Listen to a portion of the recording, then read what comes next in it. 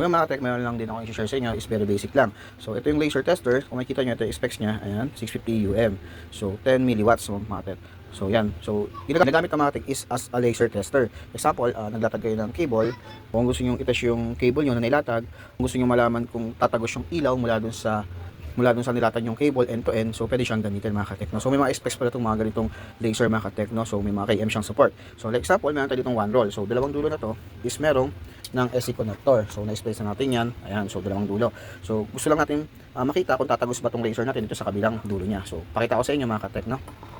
So gagawin nyo lang, open nyo lang yan, then may 3 settings siya mga katekno. Isang steady light, then isang blinking. So huwag nyo tatapat sa mata nyo mga katek kasi medyo delikado yan. So ayan, tusok nyo lang yung SC connector nyo dito. So ayan mga katek, pag natusok nyo yung connector, then open nyo na. So makikita nyo natatagos din yung ilaw sa kabilang dulo niya. Then pag tester nyo rin ng blinking niya, mag-blink din siya. So laser tester lang siya mga katek, no? Hindi nyo madedetect kung meron siyang loss or ano yung binabatong DVM niya mga katek, no? So mas maganda pa rin gumamit tayo ng OTDR or optical meter mga katek, no? So yun lang mga katek, sana nakatulong sa inyo itong basic idea na to and basic tips para sa mga nagpa-fiber. Salamat!